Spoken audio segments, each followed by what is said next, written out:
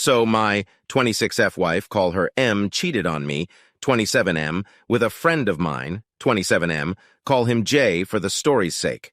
A bit of backstory. We met when I was 22 at another friend's wedding. She was a good friend of the bride and I, the groom, and they sat us at that table so we would get together. When I first seen her, I was completely taken back by how beautiful she was, and when she sat down and we began to talk, we found out we had a lot of things in common. We clicked instantly. We talked for a while, ate the dinner, and took to the dance floor. We danced and drank through the night. We ended up kissing in the middle of the dance floor, and when we pulled away, our friends, the bride and groom, came up to us and asked what was up between us, though we're really excited to play matchmaker. We just shrugged it off and carried on with our night.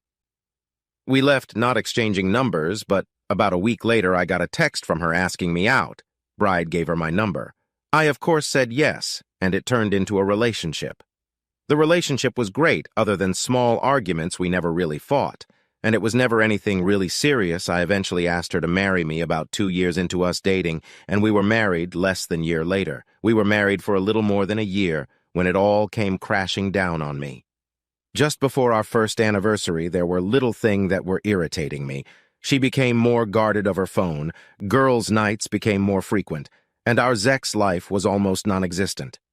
I had brought this up on multiple occasions, but was brushed off, and that I'm letting my insecurities get to me. She would continue go on as if what I felt and tried to communicate didn't matter to her, so I became colder and colder. I stopped giving her a goodbye kiss as I leave for work, and unless it was something important, we hardly spoke. One night while she slept, I took her phone and laptop and skimmed through her texts, emails, and messenger apps and found nothing. And from reading stories on here, I checked her car. I grabbed her keys and looked in her car and found a second phone. I knew in that instant what was going on. But I wanted all the evidence for when I call her out. I didn't want her to say something like it had only happened once or anything stupid like that. I looked through the phone and found only one number I read, though every message I connected the phone to my computer and printed out every message and every photo and spent the night researching divorce lawyers. I spent hours of my day in my at-home office reading bios of lawyers and found one that I liked and emailed him, but as it was a Saturday, he wasn't in the office. I then wanted to know who the guy was. So I grabbed my phone, typed the number I wanted to call, and pretend I'm Spectrum because who doesn't have Spectrum, but Jay's contact popped up. It took me a minute to put 2 and 2 together, but when I did, I blew up. I was yelling and cursing in my office, and my wife opened the door to check on me, but when I see her, I told her to get the F out. She closed the door and went to our room. I had never cursed at my wife or raised my voice above a normal volume. All of day, I never left my office. I was just silently raging, just glaring at the wall. I called one of my friends, groom from the wedding, and tell him I need to go for a drink and asked if he'll come with me. He must have heard something in my voice because he asked if I was okay. I told him I wasn't and I really need to drink. So without word, I took all the printouts and left to go to the bar. I arrived first, ordered 4 shots of Jack and a beer. I was on my last shot when my friend, call him T, arrived and asked what's going on. I told him straight out M's cheating. He gave me sympathy, and I asked if he wanted to know with who and told him it was Jay. He became visibly irritated. He was the one that introduced me to Jay, and all he could say was, "I'm sorry," over and over. Jay and I were never super close. We wouldn't ask one another to hang out, but if we see each other at a get-together, we were friendly. I told T don't mention this to anyone as I had just found out and I haven't even spoken to M or a lawyer yet. I asked him not to tell his wife, and if she asked what was wrong with me to say I'm having problems at work, he agreed. We drank and talked for most of the night. Then I called an Uber and went home around 3 a.m.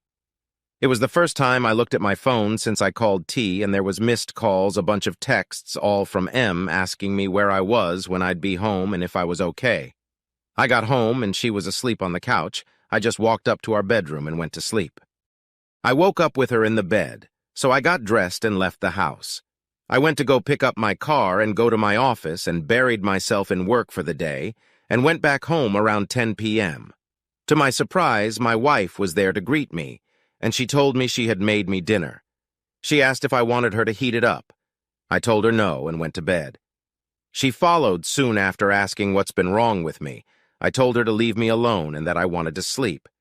She kept pestering me. Eventually, I snapped and yelled, "Em, stop, I am trying to sleep, go away." The next morning, I received an email from the lawyer asking to meet later in the day, and I confirmed and got ready for my day. I went downstairs to leave, and Em had made breakfast asking to talk. I made a small plate and sat down. She started by saying I've been acting different and going on and on about how I changed, and she wants to know why I told her work has been stressful, and soon it would be all over. I finished up and told her I've got to go. I went to my office and counted down the minutes to go meet the lawyer. When I left, I told my assistant I'm going out to lunch with a client. My wife would call my work sometimes. And left. The meeting with the lawyer went well, and I handed over all I had gathered on her, and the lawyer had told me, "Well, I'm sorry for all that's going on, but I'm happy you gathered all this information. You see, we live in an at-fault state, so your wife has no claim on most of your money." I told him I didn't even think about that. I was just thinking I've got to divorce her as soon as possible. He asked to keep the evidence. But I told him I'd prefer you to just make copies, as I haven't told my wife I knew yet. And I don't want to hear her excuses. He agreed. And had his assistant make copies. I asked when she will be served with papers. He told me about 2 weeks. I then thanked him and left. I went home to confront my wife when I arrived. She wasn't home, so I called her. No answer. Called again. No answer. I texted her, "I don't give a F if you're writing Jay right now. Get home, we need to talk." Lo and behold, she calls me not a minute later asking what I was talking about. All I told her was, "Get home now." She arrives about 15 minutes later, and I said to her, "Wow, look at that, 15 minutes. That's about the same distance between here and Jay's, isn't it?" She looked at me dumbfounded. I gave her a minute to gather herself, but she was just looking at me, and I said, "Well, nothing to say." She tried to deny and gaslight me, and I let her continue on. She worked herself up and started to insult me. I slammed my fist on the table to shut her up and pulled out the evidence at first and showed it from the side and said, "Look at this mountain of things I gathered on you." Then I showed her each printout at a time. She then tells me to stop and started to cry. She tried to apologize and tells me she loved me. I said, "Honey, what happened to that energy you had before? You were so adamant on degrading and insulting me just a minute ago." She tried to hung me and tell me how sorry she is. I put my hand out and told her, "Don't touch me." She says, "Well, go to the bedroom and do whatever I like." I looked her deep in her eyes and told her, "Sweetheart, I will never touch you again. Do you want to know who else has these photos and messages?" My lawyer: "I'm divorcing you now. Get a bag, gather your clothes, and get the F out of my house." That was 3 days ago, and I haven't heard from her.